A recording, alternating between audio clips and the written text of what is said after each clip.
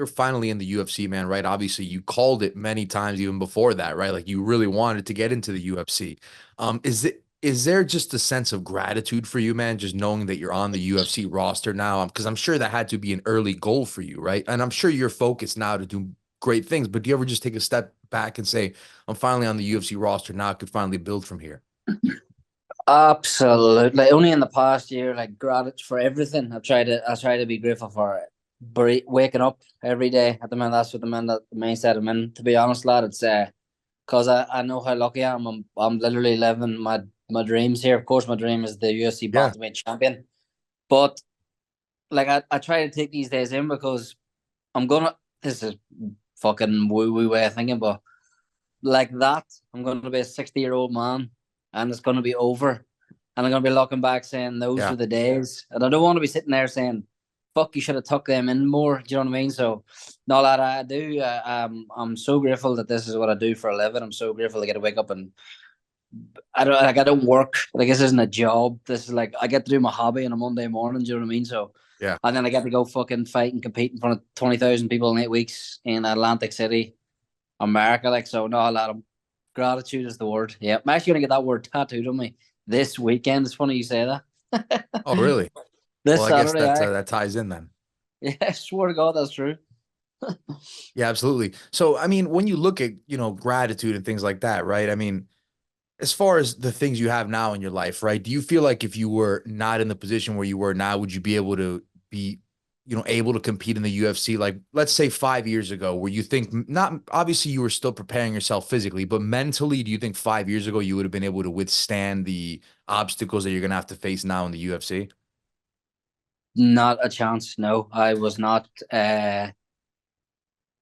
enough of a man to deal with it. All the hoopla in and out of the cage, and just the experience it takes to compete with these guys with 20, 30 pro fights in the cage. But even when I was like 21, 22, like the bright lights and all, you think you want that. You think you want like fame and people coming up to you and stuff. But then you get Yeah. into the UFC, it's absolute bullshit. Especially when you take a loss, it's absolute bullshit.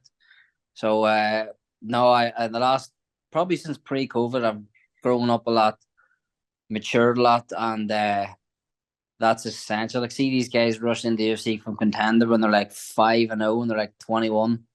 I wouldn't even Yeah. like them guys aren't even a I wouldn't even see them as a threat, to be honest. This is a experience. You can't buy it inside the cage, in the gym, in life, and outside the cage. You know what I mean? It's in a word, lad, no, I wasn't ready for the UFC 5 years ago, not at all. Yeah, right. Definitely not mentally, at least, right? Was there a Yeah. specific moment or fight when you felt like, okay, I'm UFC ready? Well, I like Cage Wars would be the stomping ground in Europe, Sure. and I was beating Cage Wars champions early on, former Cage Wars champions. And even in the gym, I trained with some guys weight class above me at that level. And I trained with some UFC guys who'd come into the gym from America and that. And I knew pre-COVID I was heading in the right direction. Probably after I won the Cage Wars title, I knew that that level was going to be like I didn't want to compete at that level anymore. Now, do you know what I mean? Yeah. You wanted to take that next step up. Yeah, yeah, yeah. Yeah, that makes sense. I'm curious, and maybe this is nothing, but like the last four finishes you've had, they all came in the second round. As you Mm. develop and as you build as a fighter, I mean, is that just a coincidence, or are you getting better and better at reading your opponents in round one and then coming out and executing in round two? Like, is there anything to that, or is it just like, nah, it was just a coincidence? It's certainly not a coincidence. Reading is obviously something I'm trying to do. With them in particular, it was a 7 minute mark that they looked for a rest. That may just have been them four guys in particular. Okay. Uh, but they looked for a quick place to rest. I made a tactical error and I jumped on them, and then it was too late for them to recover us. If that makes sense, it was 7 minutes against all them. That might just be them four guys in particular. It wasn't really something that I seen early in the first round. If I'm being truthful, they all looked to rest and then give me their back, they all threw a sloppy shot, and I just clocked them, and then just went on them, and it ended very quickly. Right. Uh, that's the truth. They all looked for a place to rest on the 7 minute mark, and I quickly jumped on them. Do you know what I mean? Yeah, so it was more so your opponents than you. But let me ask, I guess, right, by what you're saying. But let me ask you this though: do you feel like it's something that you do to them specifically that makes them want to, 100%. My pressure is unreal. I even just in the gym and everything. My pressure is until you feel me in front of me, you probably haven't. And I believe you haven't probably felt it from much bantamweights in the world. That's God's honest truth. Even when I was overtraining a high level gym in America, I can make guys tired without throwing a punch. I know I can. My yeah. pressure's unreal. So heading into that last fight, right? I mean, you go Yeah. into it and you're kind of like trolling French MMA and all that. Did you expect there to be some heat on you going into that fight after what you said? Like you had to have expected that, right? Absolutely. I literally put up my Instagram. I put myself out there, so tear into me. This is part and parcel of the sport. I don't regret it. To be honest, they were tearing into me, the French people, but after it, a lot of people on the street and stuff in France and on Instagram were like, just telling me it was good crack, and then I made the event I'm sure better it's a for bit them and stuff. different when they see you face to face, right? I'm sure the energy is a little different, right? I would imagine. Yeah. But no, lad, this is you can't get too high with the highs, you can't get too lows with the lows in the sport. Both are coming to everyone. Both are coming. So Yeah. uh, it was a great experience. Something I'll take to the grave. Took more from it than I could even put into words. You talk about experience and growing up as a man. I feel like I aged 15 years and 15 minutes there. Wow. Yeah. But no, it was an unbelievable experience, lad. And I wouldn't change it for the world. It'll stand to me long term. You know what I mean? That was a moment. I mean, just even at the weigh-ins, right? You're flipping off the crowd. Michael Bisping Yeah. is cracking up in the background. I mean, that was funny. If nothing, that's always going to be a great moment right there. Of course, lad. I was home at Christmas, and I wouldn't really get much time to like drink pints or anything. But of course, like everyone else in Ireland, I fucking love them. Uh, Yeah. Yeah. Steve sitting telling stories at the pub like over Christmas of like me just Absolutely. looking up and seeing 20,000 French people giving me the middle finger. Like it was deadly. It was Right. deadly. But well, this year I won 3 fights and 3 different events where I create more of them moments. You know, this is talk about gratitude and this whole journey. But yeah, I won three more unbelievable events. You know what I mean? But 3 wins first and foremost. Absolutely. Yeah. And we're gonna get into that. But to me, it seems like you really leaned into that and started to play like that heel character, almost, like that bad guy pro wrestling. Is that something like you would be comfortable with doing going forward? Like if you have to do that, put yourself in an enemy territory, get the crowd riled up, you could do that, right? Because it seems like you embraced it, right? Absolutely, lad. To be Like that was honest, a this preview, time, I guess, huh? to be honest, this time, coming up in Atlantic City, I believe I'm gonna get the complete opposite. Like, there's a lot of Irish people in Philadelphia and New York, and they're coming to the event. Like, I mean, a lot, hundreds of people are coming. So, I Well, expect I'm from New maybe. Jersey. You're Oh, definitely not going to really? get booed. Yeah, you're definitely not. I'm Yeah, like a couple hours away from Atlantic City, but you're definitely not going to get booed or anything. yeah. And there's a lot of Irish people coming, lad. So, I think it could be Good. the polar opposite. Then, so if I get a good cheers in this one, Yeah. do you know the way the Mexican Independence show was in the Sphere this day in September? Yeah. I'd love to fight Raul Rosas on that show, like as against the Mexican crowd. I think that would be fucking unbelievable. But I just react off energies. I don't fake anything. They were. I talked a bit of shit to them. They were booing me, so I just give them the finger. This time, I'm hoping that they're gonna. Well, I imagine there's gonna be a bit of a cheer, so I'm not gonna give them guys the middle finger. Do you know what I mean? We'll thank them. So I just react off energies, Right. lad. There's no. It's honestly nothing fake. It's I just go with it. Do you know what I mean? Yeah. And one more question, and we're going to move on from this, right? Because that's obviously in the Yeah. past. But was it like a certain maybe heat between you guys, or was it just like the outside environment kind of like made it intense? Because when you guys faced off, it looked like really intense. You know what I mean? It didn't look like an average face off. It looked like there was a little something to it. Did you guys not like each other? Or was it just like a byproduct of like your surrounding? Like, did it just make you guys like that? Me and Laplas. Yeah, you and Lapis. No. I wasn't even meant to fight him until the Tuesday morning. So Yeah, I remember. Yeah. uh, I honestly had no beef for him. Even still, respect him, respect his skill, respect that nothing really fazed him, Mhm. respect his experience, to be honest. But no, there was honestly no beef. It was just the energy in the place was fucking insane. There was thousands of French people going AWOL to our left. So I there was honestly not no beef with him. I wasn't even meant to fight the guy. I didn't really know him until the fucking fight week. So there was no beef. It's just how it went, you know. Yeah, absolutely. Let's get into this next fight, man. It's obviously the important one, right? You always want to look ahead, right? But look, Of course. You take on Angel Pacheco, right? March 30th. When you Yeah. look at him as a fighter, I mean, what stands out just in a general sense, just looking at him overall? Heart, you'd have to say. Going off his Sure. contender series fight,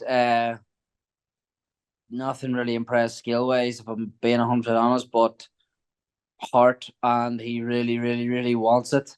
He's not gonna like his ear was quite literally hanging off in his contender series fight. Like literally his ear was hanging off, and he keeps coming forward. And then after he lost the dinner, he lost the fight in contender series and started crying to Dana. You could see how much he wants it. And skill aside, someone with that type of drive and heart, it's gonna be a tough fight for anyone, really, because he's not gonna go away. So, if I'm being 100 honest, that's what I respect probably most in him. He's a tough Mexican bastard, you know. Yeah, so this fight, goes a distance, hard fight. It wouldn't surprise you at all, right? To see if he's durable in this one. That would still surprise me if he went the Oh, would distance. it? So, Okay. All if right, I'm there you being go. honest, he again, my opponent changed the last time because the guy had never had fought a bantamweight, never competed a bantamweight, and on the Monday night or Tuesday morning, whatever the fuck it was, he rung Sean Shelby and says he can't make weight, so everything went to tits up. Mhm. This kid has never competed at 135 pounds ever.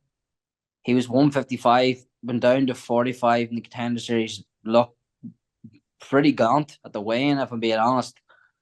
And now he's going down another 10 pounds again. So please God, it doesn't happen again. But he was dropped a few times. He kept going, but he was dropped at 45. He's going to take another 10 pounds off him. I Has he ever think fought it's at bantamweight? Like ever? I'm never, not sure. Wow. never. No, it's fucking That's nuts. that Can't, could be a big factor, honestly. No, all yeah, bias aside, whatever, that could be a legit factor. it's 100%. Like I've been fighting bantamweight for about 10 years. It takes a long time to get them weight cuts nailed. Not even just there's one thing making the weight, but to compete at the weight is a completely different thing. Your rehydration after the weight cut, I fucked that up many times, even up as recently as about 18 months ago. Wow. I still fucked that up. So for him to do it for the first time ever under my pressure, I respect his heart and everything, but I would be very surprised if he's still there after 8, 9 minutes, you know? I saw you put victory when the fight was announced, even like beforehand. You're counting down to the victory as well. I mean, that Yeah, that seems to be like a big theme for you going into this fight. Like, how yeah. important is the victory here? Is that being highlighted now in the lead up to this fight for you? Victory, that's all I want. I don't even care about likes and views, and I don't give a shit, lad. I've been a winner my whole life. As a child, I've won at everything I've ever done. I always won. I never, ever, ever was like this. So for me to be in loss, even though it wasn't a lapless fight, honestly, I could see a good argument why I would win. If you thought he won, I'm not salty. It was close. I don't You argue with check the anyone, but comments, and there's definitely a lot of people that think you won. I'd say about 1,000 people have either met me in person or messaged me on Instagram say I thought I won. But again, it was very close. It was in France. I'm not. I take it how it is. You know what I mean? It didn't. I didn't Yeah, finish him. It was close, so I left the judges. So I can't argue. I get you. Uh, but the victory is on my mind, lad. I can't be a loser. Cannot be walking around a loser. Like, it's all right if you play like football or some soccer, whatever you play, and you maybe lose. Maybe the next week you get to compete again and you can go back into the win column. But as a Yeah, fighter, you get this one beside your record, which I'm not really bothered about. I look up to the guys like Dustin Poirier, and these guys have come through. Charles Oliveira. So I mean, how many times have them guys lost? I'm not really. I was never absolutely. worried about undefeated. I never really bought into that. But I'm saying that I'm not a fucking loser. I'm not going to slip into the losing mentality and also sorry to lose this guy. victory, lad. I'm coming for the win. I'm coming to shine in Atlantic City. You know. How different is a preparation for a fight like this where you feel like it's a must win compared to your UFC debut? And a must win in year ahead, of course, right? Uh, they're all must wins, lad. I That's don't like, true. Yeah. you know what I mean. At this level, I don't. It's never gonna be like more pressure than to put on myself. Like it's not like I do it for like a must win for other people or Right. contracts to get there. Just for my own fucking satisfaction, you know, to just say I went in and I won, started to build. But I don't feel pressure, lad. I see I'm big in Stoic philosophy. I don't know if you know it. Yeah. Right. And that's like an external thing that I just can't control. The only thing I can control is my training camp, my performance, and how I fight against Angel Pacheco. So I really don't try to focus any energy outside of that. You know what I mean? So safe to say you're approaching this one like you did that first one mentally, right? Always the same. Same, but you learn from these things. You just these fights. You come out of them like again. Remember Dustin Poirier's guy? I always talk about. He's someone I really Right. look up to. He talks about he comes out of these with like an elevated version of life, almost. You just Yeah. learn so much, you take so much, and just become a better person, a better fighter, a better man. I feel I do anyway. Uh, similar mentality, but better fighter, better man. You know. Absolutely. It feels like if you're an MMA fighter from Ireland, it's almost impossible to not, be inspired by what Conor McGregor has been able to do. I mean, I know Mm. you just brought up Dustin Poirier, kind of his foe a little bit, if you will, right? But how much of Yeah. an impact has he had on your mixed martial arts career, Conor McGregor? Uh, As you far as couldn't just even, mentally, you know what I mean? of Like, course. is it inspiring to see? Because you're an Irish guy, you're a mixed martial artist, you were a Mm. Cage Warriors champion. I mean, I'd be lying if I said there wasn't some similarities there. It's not that you want to be him, right? Because you want to be your own version of yourself. Absolutely But not. is it Yeah, inspiring though? yeah. Lad, I think he inspired every single young lad, every lad my age and generation coming in. Them may would a lot of people would probably lie and say they weren't, but in truth, they probably were. If we're being honest, like an amazing career, amazing fighter. Lit the game up and changed it for everyone. Like for me, coming up through this, to be honest, he doesn't really like me now. He unfollowed me and all, Oh shit. but I was gonna ask but you, I is it don't. true that people don't like Conor McGregor in Ireland? Because I've heard that before. Is that a thing? Not really. Okay, so that's Lot. not true.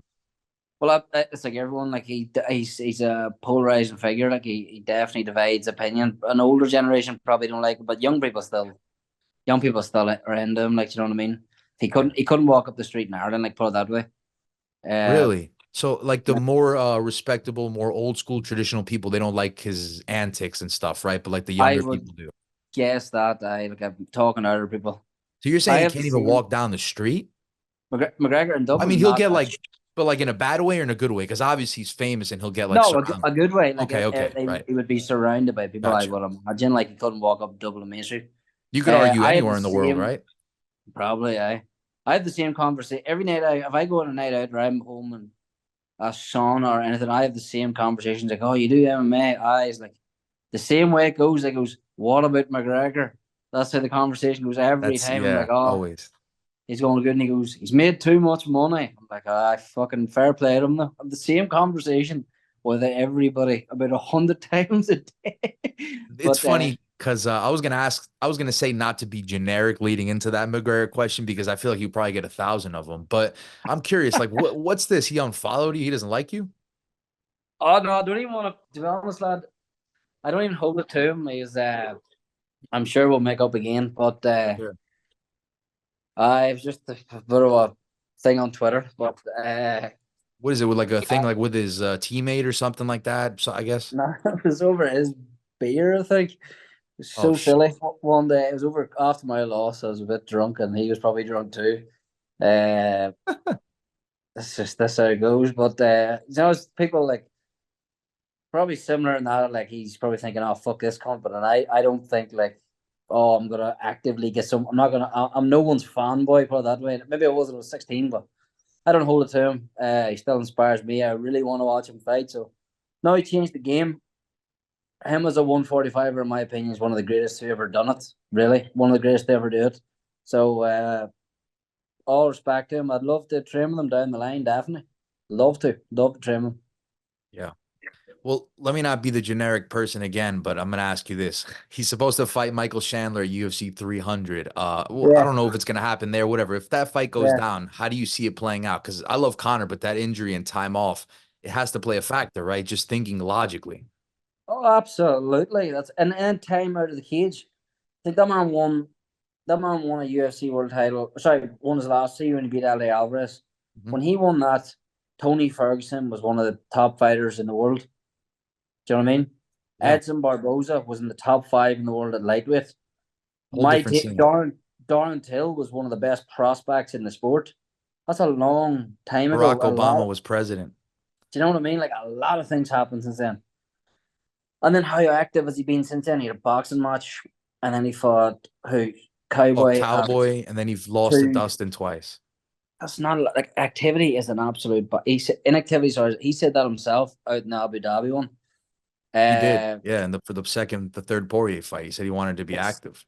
it's facts. Like say against soccer, I don't know. Like, off the top of my head, Virgil van Dijk came back from his ACL tear for Liverpool. I'm sure in the first 30 seconds of his first match back, he wasn't at like flying match fit, as they would say. But in MMA, there is no fucking breaking in on a friendly for 2 minutes. You're on it. Right. You're in it. You immediately have to be on your A game. You're beat. He did. I don't know if you've seen it, lad. He released a video of him shadowboxing, and did you see that on Instagram the other day? He looked No, good. I don't think Like I did. I've seen like stuff where he's hit pads ever since he stopped uh, fighting. I don't think I saw that. What, do you look good? released, yeah, he looked really good. Like really, really, really well balanced. Really sharp. Looked skillful. If Yeah. I'm being honest, if there's a fight in the top 15, I would say Chandler's probably a good matchup for McGregor. Chandler is athletic, but a stupid guy, a really stupid guy. And I think McGregor will clock him. He comes at you like this, waiting to try and knock you out, trying to get the crowd because he gets caught up in this Mr. Exciting thing, which is not smart if you're fighting Conor McGregor. You don't Absolutely. want to get into a fucking clipping match with him. And he's got a good scramble and game NCAA style wrestler, but I don't think he's got the grappling to really affect McGregor on the ground. If I'm being 100% honest, he's very strong. Honestly, I like McGregor in that fight. I think that's a good matchup for him. But Chandler hits like a truck. Yeah. MMA is a crazy sport, but if I was to bet, and unfortunately, because of the betting rules, we're not allowed to anymore, which is the worst thing about being in the UFC. The only bad thing about being in the UFC. Yeah. Yeah. But I would bet McGregor puts him away, and probably a round or two, if I'm being honest. Yeah. I think if you just look at it as in like a black and white way, it could be easy to Mm. see how McGregor wins. But I think if McGregor loses, again, the injury and the time off is definitely going to be a factor. It could not be like you know what I mean. It's a long time out of the cage. Well, put this way, if I'm being honest, it would affect me. It would affect me. There you go. You're a fighter. You would know, right? So let me ask you a few more questions, man, because I don't want to Uh, take up too much of your time now either. Since you're on the climb yourself at 135 pounds, it's not right? like And of course you don't want to like look behind, you don't want to look ahead. That's not smart. Obviously, you got a fight coming up. But in a general sense, are there any fights that excite you, particularly with anyone in your range of ranking, or it could be someone higher up? Like what fights excite you at bantamweight in the UFC talent pool? yeah. Hello, we're breaking up. Did we lose you? Got you. You got me now. Yeah, I got you. I think we lost you there for a second. Can you hear us? It's yeah, I can hear you now. I heard the question. I think it's just who in my region like to fight Yep, or my ranking. absolutely. Like in your area, more or less, with the Uh, talent. again, uh, breaking up here, brother. Yeah, we are a little bit. Luckily, we're winding down the interview, so we already got most of it done. But all right, there we go. I think we got you now. You can We answer now, man. Sorry about that. we're good. Sorry, We're good that to go. was my 4G whatever. Ah, Yeah. you're good, man. Again, lad, in the position I'm in, I'm not for calling anyone out, but Right. at some stage, I want 3 fights this year, and I would fucking love one of them to be Raul Rosas Jr. I love that fight so much against him. He's a big name in the division. Very, very, very winnable fight. Talk about Forgot you brought experience. He that just up. tries Yeah. to. He tries. He's so stupid. The way he fights, he's so dumb. He tries to sprint like Hamza Chimaev. It's just so silly.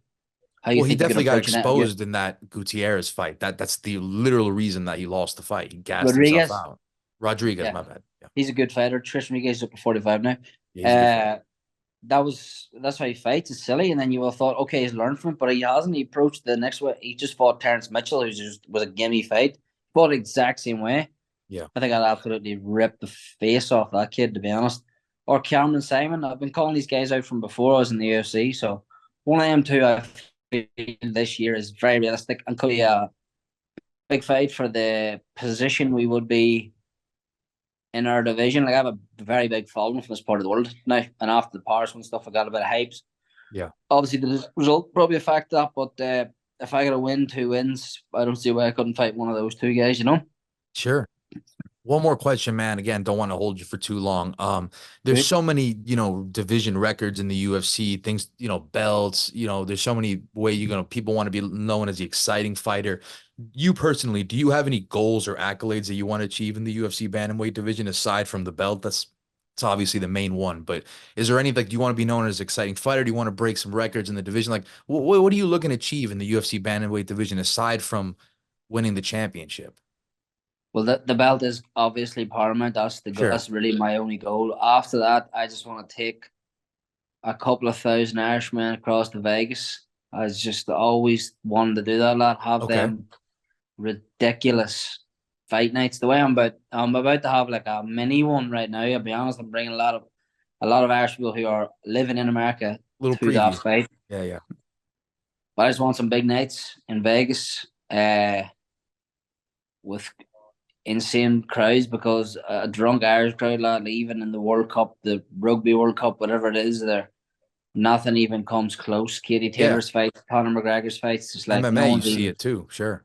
yeah, no one's even close to it. You even see them Bellator Dublin events. So my name in the bright lights in Vegas and a crazy Irish crowd going AWOL around the octagon for the strap. That'd be a day happy man, lad. You know. Well, I think that's a great answer, man. Honestly, I wasn't expecting that. So you want to sort of bring those fans along with you for the ride, right? I could respect that for sure. Million percent that. I want to walk into an Irish bar in 25 years and someone to say, there's Caolán Loughran. I went to his fight against fucking Umar Nurmagomedov in Las Vegas 25 years ago. It was Right. fucking nuts. Do you know what I mean? That's what I Yeah, want. That would be crazy. That'll be a day of happy man, you know? absolutely. Well, listen, Yeah. moments in time, that's all we have, right? So, absolutely. Well, Facts. Facts. yeah. Well, listen, man, looks like we've just about covered everything. I really do appreciate the time, and I'm very excited to see you get back into that UFC octagon. Guys, Caolán takes on Mhm. Angel Pacheco at UFC Fight Night 30 on March 30th. It's in Atlantic City, like he said. You're going to want to check it out. It's going to be a good one. But Caolán, I appreciate the time. Thank you so much, brother. Anytime.